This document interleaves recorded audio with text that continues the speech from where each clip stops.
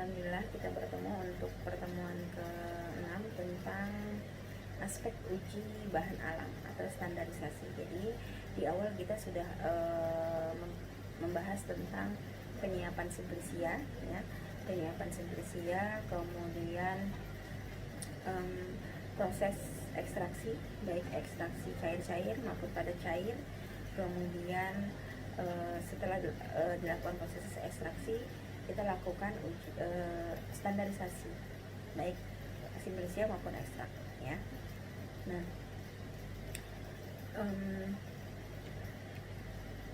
sebelum kita ke standarisasi, kita pahami dulu apa saja golongan dari bahan alam, gitu ya. Bahan alam itu dapat diformulasikan dalam bentuk apa saja.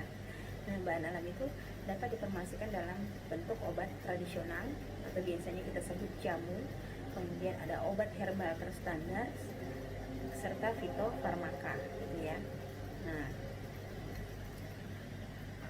kemudian apa sih sebenarnya pengertian obat bahan alam, gitu ya, atau obat asli Indonesia? Walaupun ini sudah disampaikan di pertemuan pertama, mengingatkan kembali, ya, flashback. Jadi obat bahan alam itu merupakan obat asli Indonesia. Ini menurut Undang-Undang RI nomor 7 tahun 1963 tentang farmasi, di mana obat asli Indonesia merupakan obat-obat yang didapat langsung dari bahan-bahan alamiah di Indonesia. Nah, terolah secara sederhana atas dasar pengalaman dan dipergunakan dalam pengobatan tradisional dalam bentuk apa saja, bisa dari bahan mineral, tumbuhan maupun hewan. Nah, obat bahan alam tersebut, gitu ya, karena nantinya akan kita formulasikan, ya, bisa dalam bentuk obat tradisional atau jamu, OHT maupun fitofarmaka. Jadi sebelum dilakukan formulasi harus dilakukan standarisasi. Nah, standarisasi ini merupakan aspek dari uji bahan alam. Apa itu standarisasi, gitu ya? Nah, standarisasi merupakan rangkaian proses yang melibatkan berbagai metode analisis kimiawi berdasarkan data farmakologis, melibatkan analisis fisik dan mikrobiologis berdasarkan kriteria umum keamanan atau toksikologi terhadap suatu bahan alam. Nah, apa tujuan dari standarisasi? Nah, tujuannya menjamin, ya, agar sediaan obat tersebut selalu bermutu dan berkhasiat sehingga aman untuk dikonsumsi atau digunakan. Nah, persyaratannya harus mengacu kemana, gitu ya, bisa mengacu ke Farmakope Herbal Indonesia, Material Medika Indonesia atau MMI, serta buku-buku resmi yang disetujui oleh pemerintah Republik Indonesia. Nah, cakupan dari standarisasi sendiri terbagi atas dua, yaitu spesifik dan non spesifik. Nah, kita bahas yang pertama adalah yang spesifik. Nah, jadi spesifik ini adalah dia berfokus pada senyawa atau golongan senyawa yang bertanggung jawab terhadap aktivitas farmakologisnya. Nah, apa saja? Yang pertama ada identitas tanaman, jadi sehingga perlu diketahui identitas tanaman tersebut, sehingga kita perlu melakukan adanya determinasi dari tanaman tersebut, gitu ya. Kemudian dilakukan uji mikroskopik dan makroskopis. Nah, dilihat secara makroskopis, secara visual, serta menggunakan mikroskop. Kemudian ditentukan rendemen, kemudian ditentukan persen sari larut air, sari larut etanol, serta kandungan kimia yang terkandung dalam senyawa bahan alam tersebut atau simplisia bahan alam tersebut. Kemudian yang tadi adalah spesifik. Nah, kemudian standarisasi spesifik. Nah, non spesifik. Nah, spesifik itu apa? Itu berfokus pada aspek kimia, mikrobiologis, fisik yang akan mempengaruhi keamanan konsumen serta stabilitas dari simplisia tersebut. Nah, apa saja parameter non spesifik yang harus dilakukan? Ada susut pengeringan, kadar air, kadar abu tidak larut asam, cemaran logam, cemaran mikroba, alfa toksin, bobot jenis, serta sisa pelarut, ya. Nah, kita bahas yang pertama, identitas tanaman. Nah, identitas apa saja yang mencakup dari identitas tanaman tersebut? Yang pertama adalah deskripsi tata nama. Nah, deskripsi tata nama, famili, ya, spesiesnya apa, gitu ya.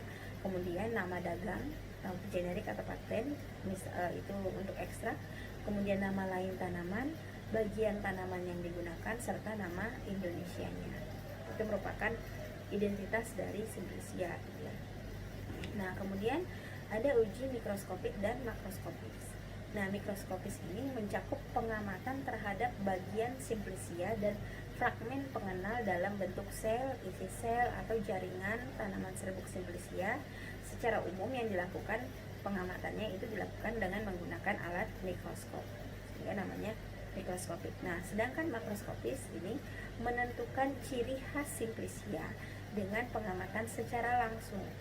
Nah, berdasarkan bentuk Simplicia dan secara organoleptis, baik dari bentuk, ya, rasa, bau, warna, gitu ya, serta bentuknya atau teksturnya, gitu ya. Nah, ini ada contoh dari Simplicia daun kemangi. Nah, ini dilihat secara mikroskopis. Nah, yang ini merupakan fragmen rambut penutup. Nah, ini dilihat secara mikroskopis, dapat dilihat fragmen epidermis atas. Nah, ini merupakan penampakan atau identitas secara mikroskopis dari Simplicia daun kemangi. Nah, kemudian pemeriksaan organoleptis. Nah, pemeriksaan organoleptik ini dilakukan bertujuan untuk pengenalan awal yang sederhana seobjektif mungkin. Nah, dimana tadi ya pemeriksaan organoleptis meliputi deskripsi bentuk, warna, bau, serta rasa. Kemudian penentuan sari larut air serta sari larut etanol. Nah, penetapan kadar sari yang larut dalam air dan dalam etanol ini dimaksudkan untuk mengetahui jumlah senyawa yang dapat tersari, yang dapat tertarik gitu ya, tersari atau tertarik dengan air maupun dengan etanol dari suatu Simplicia tersebut, sehingga perlu dilakukan parameter pengukuran sari larut air maupun sari larut etanol. Nah, ini merupakan cara kerja dari sari larut air ya, yaitu cara kerjanya yang pertama sejumlah 1 gram bahan dimaserasi dengan 25 ml aquades jenuh kloroform selama 24 jam menggunakan labu ukur sambil berkali-kali dikocok selama 6 jam pertama. Kemudian didiamkan selama 18 jam, setelah itu disaring. Nah, filtrat yang diperoleh diambil sebanyak 5 ml, diuapkan dengan menggunakan wadah cawan penguap yang sudah ditara hingga semua pelarut menguap dan sehingga diperoleh residu. Kemudian dipanaskan pada suhu 105 derajat Celcius hingga bobot tetap. Nah, untuk sari larut etanol ini caranya hampir sama ya, cara kerjanya hampir sama. Bedanya yang sari larut air menggunakan maserasi menggunakan pelarut aquades atau air. Nah, untuk penentuan sari larut etanol maserasi menggunakan pelarut etanol 96%. Nah, cara kerjanya ini juga nanti sudah ada di buku penentuan praktikum bahan alam. Nah, kemudian penentuan kandungan kimia atau senyawa marker atau senyawa penanda dan senyawa aktif. Yang pertama, adanya penapisan fitokimia untuk mengetahui metabolit sekunder apa saja yang terkandung dalam Simplicia tersebut. Kemudian dilakukan profil kromatografi atau KLT, penetapan kadar minyak asiri atau GCMS, serta penetapan kadar zat aktif bisa menggunakan KCKT atau densitometri. Nah, kemudian selanjutnya dilakukan susut pengeringan. Nah, susut pengeringan itu apa? Yaitu susut pengeringan merupakan presentase senyawa yang menghilang selama proses pemanasan. Jadi tidak hanya menggambarkan air saja yang hilang, tetapi juga senyawa yang dapat menguap, ya, senyawa menguap lain yang hilang. Nah, itu merupakan susut pengeringan. Nah, kemudian penentuan bobot jenis. Nah, penentuan bobot jenis ini bertujuan untuk memberikan batasan tentang besarnya massa per satuan volume. Nah, ini merupakan parameter khusus untuk ekstrak cair hingga kental yang masih dapat dituang. Ya. Nah, ini cara kerjanya. Untuk BJ ini nanti dapat lebih jelasnya di praktikum fisika farmasi gitu ya. Nah, gimana cara kerjanya? Alatnya yaitu yang digunakan adalah piknometer. Nah, kemudian penentuan sisa pelarut. Nah, penentuan kandungan sisa pelarut tertentu yang mungkin terdapat di dalam ekstrak. Nah, tujuannya yaitu apa? Memberikan jaminan bahwa selama proses tidak meninggalkan sisa pelarut yang memang seharusnya tidak boleh ada. Nah, jadi di awal kita melakukan ekstraksi, di akhir kita harus menghilangkan pelarut tersebut. Jadi sehingga yang diperoleh hanyalah sari atau zat aktif yang akan, atau senyawa metabolisme yang akan kita inginkan.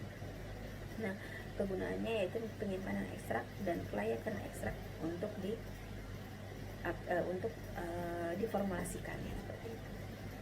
Kemudian penentuan kadar air. Nah, kadar air adalah pengukuran kandungan air yang berada di dalam bahan alam. Nah, ini metodenya yaitu secara gravimetri. Dengan cara biasanya 1-2 gram sampel dalam botol bertutup ditimbang seksama, kemudian dikeringkan dalam oven pada suhu 105 derajat Celcius selama 3 jam, kemudian didinginkan dalam deksikator lalu timbang hingga bobot tetap. Nah, nanti ada untuk persen kadar air ini berbeda-beda ya, untuk daun, batang gitu ya. Nah, kenapa kadar airnya harus diketahui? Karena kalau kadar airnya tidak sesuai dengan persyaratan atau misalnya lebih tinggi, maka pada saat penyimpanan itu akan mudah ditumbuhi kapang atau jamur gitu ya. Kemudian penentuan kadar air tadi bisa juga dilakukan dengan destilasi toluen serta titrasi kalpisar.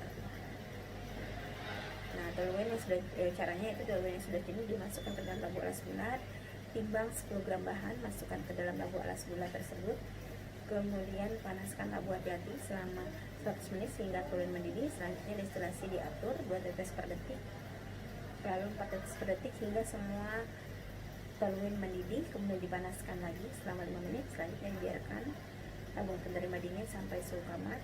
Setelah lapisan air dan toluen terpisah sempurna, dibaca jumlah air dan dihitung persennya gitu ya. Nah, kemudian ada titrasi kalpisar. Ini prinsipnya berdasarkan reaksi antara iodium dan sulfur dioksida. Ini menggunakan alkohol sebagai pelarut. Nah, itu tadi kadar air, bisa gravimetri ya, bisa juga destilasi toluen serta titrasi kalpisar. Kemudian ada penentuan kadar abu. Nah, kadar abu itu merupakan memberikan gambaran kandungan mineral atau logam internal dan eksternal yang berasal dari proses awal sampai terbentuknya ekstrak atau simplisia. Nah, penentuan kadar abu total ini dapat digunakan dengan berbagai tujuan, antara lain yang pertama yaitu menentukan baik tidaknya suatu pengolahan serta mengetahui jenis bahan yang digunakan dan penentuan parameter nilai gizi pada bahan makanan. Nah, ini cara penentuan abu total ya, sekarang bahasa dan di penuntut juga ada gitu ya. Caranya yaitu sebanyak 1 gram bahan ditimbang sesama, dimasukkan dalam kus silikat yang sudah ditara, kemudian bahan dipijat dengan menggunakan tanur secara perlahan dengan suhu dinaikkan secara bertahap hingga suhu yang diinginkan, contohnya suhu 600 sampai plus minus 25 derajat Celcius, hingga semua menjadi abu, kemudian ditimbang hingga bobot tetap. Nah, kemudian abu tidak larut asam. Nah, abu tidak larut asam adalah abu yang diperoleh dari penetapan kadar abu yang tidak larut dalam asam ketika dilarutkan dalam pelarut asam. Nah, tujuannya untuk melihat apakah ada silika atau silikat atau pasir yang terikut selama proses pengolahan dari pasca panen hingga menjadi ekstrak, atau memang ada sikap berupa simplisia segar. Ya. Nah, caranya yaitu abu yang diperoleh dari penetapan kadar abu dididihkan dengan 25 ml asam sulfat encer selama 5 menit, kemudian disaring dengan kertas saring bebas abu, kemudian dikumpulkan residu yang tidak larut asam, kemudian dibilas dengan air panas. Abu yang tertinggal pada kertas saring dimasukkan kembali ke dalam kus silikat beserta kertas saring, kemudian dipijarkan kembali hingga suhu yang diinginkan. Nah, kemudian selanjutnya adanya pengukuran cemaran mikroba, yaitu penentuan adanya mikroba yang patogen atau yang merugikan yang secara analisis mikrobiologis. Tujuannya apa? Yaitu untuk memberikan jaminan ekstrak tidak boleh mengandung mikroba patogen dan mikroba non patogen dalam batas yang diperbolehkan. Nah, biasanya cemaran logam berat bahan baku itu dapat berasal dari budidaya yang kurang diperhatikan, baik kondisi tanah maupun lingkungan gitu ya, polusi dari pabrik, kendaraan bermotor. Nah, di mana logam berat yang berbahaya bagi kehidupan ini pastinya bersifat toksik gitu ya. Nah, contohnya adanya timbal yang dapat mempengaruhi peredaran darah dan pengendapan protein tubuh. Nah, adanya raksa yang dapat mengganggu enzim yang mempunyai gugus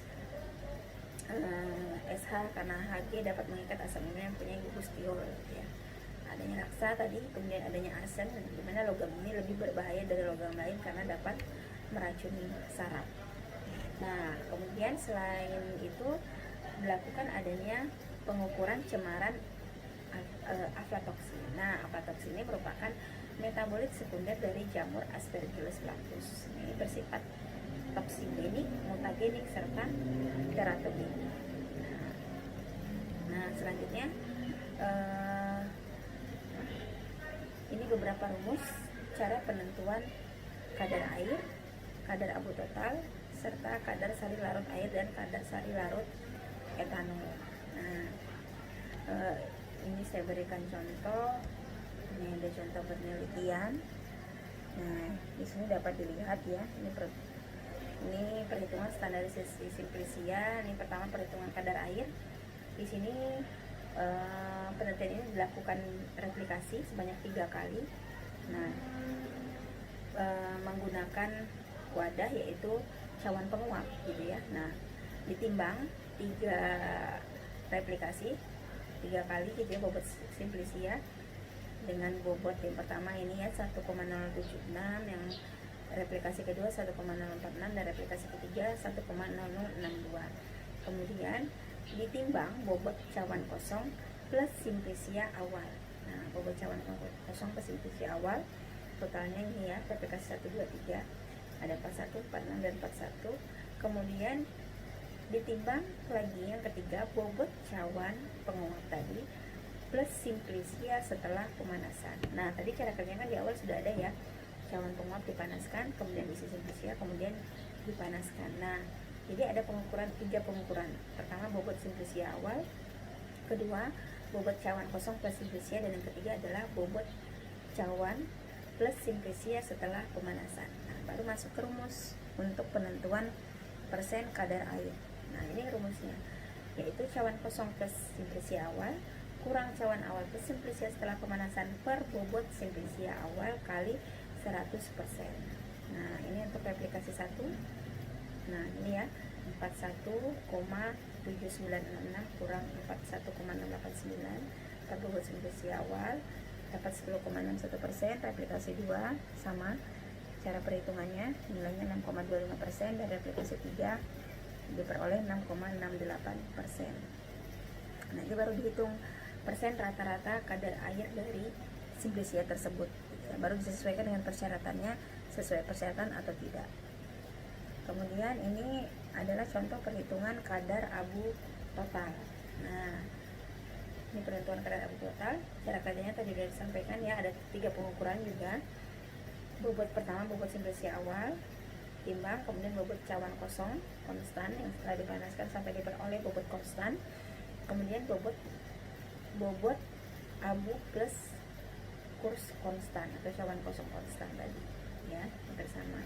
Nah, rumusnya untuk persen kadar abu total, bobot abu plus kurs konstan kurang kurs kosong konstan per bobot simplisia. Nah, jadi ini 22,437 kurang 22,0571 kurang 22,437 per bobot simplisia, diperolehlah persen kadar abu total yang replikasi pertama 21,23%, replikasi 2 20,94, dan replikasi ketiga 20,64%. Nah, nanti dihitung rata-rata dari 3 replikasi ini, dihitung rata-rata persen kadar abu totalnya.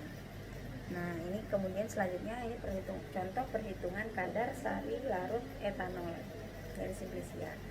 Nah, cara kerjanya dihitung bobot simplisia. Cara kerja sudah disampaikan ya sebelumnya. Ditimbang bobot simplisia awal, kemudian ditimbang bobot cawan kosong konstan, kemudian yang terakhir ditimbang bobot filtrat plus kurs konstan. Nah, rumusnya hampir sama ya. Bobot filtrat plus kurs konstan kurang kurs kosong konstan per bobot simplisia kali 100%. Nah, tetapi di sini ada yang membedakan, yaitu ada kali Fp. Nah, Fp ini adalah faktor pengenceran. Nah, faktor pengenceran. Nah, jadi tadi ya untuk pengukuran, untuk cara kerja pengukuran sari larut. Nah, ini contoh sari larut air. Nah, sari larut air. Nah, sari larut air di sini di awal pertama sejumlah 1 gram bahan ya dimaserasi dengan 25 ml aquades jenis chloroform, kemudian selama 24 jam dimaserasi selama 24 jam menggunakan labu ukur ya, sambil sekali-kali dikocok. Nah, didiamkan. Nah, filtrat yang diambil hanya 5 ml. Nah, jadi di awal menggunakan pelarutnya 25 ml ya, tetapi setelah dilakukan proses maserasi selama kurang lebih 24 jam, itu filtrat yang diambil hanya 5 ml yang diuapkan. Nah, sehingga faktor pengencerannya adalah 25 ml dibagi dengan 5 ml. Nah, berarti adalah faktor pengencerannya adalah 5. Nah, begitu juga ini. Nah, peneliti ini melakukan berarti di awal dia menggunakan maserasi menggunakan pelarutnya 25 ml, kemudian yang diuapkan hanya 5 ml. Jadi faktor pengencerannya adalah 25 ml per 5 ml sama dengan 5, sehingga faktor pengencerannya adalah 5. Nah, jadi ini diperoleh replikasi pertama 9,7%, replikasi kedua 9,5%, dan replikasi ketiga 9,9%. Nah, jadi diperhatikan ya untuk kadar sari larut etanol itu ada perhitungan di situ pengkalian dengan faktor pengenceran, karena di awal menggunakan 25 misalnya, di akhir tidak semua diuapkan, hanya diambil 5 ml, sehingga perlu dirumus, perlu dikalikan dengan faktor pengenceran. Nah, begitu juga dengan kadar sari larut air. Nah, ini sama. Jadi baik kadar sari larut air maupun kadar sari larut etanol itu ada dirumus, ada ditambahkan pengkalian dengan faktor pengenceran. Oke, sekian untuk pertemuan hari ini. Saya tutup. Saya ucapkan terima kasih. Wabillahi taufiq wal hidayah. Wassalamualaikum warahmatullahi wabarakatuh.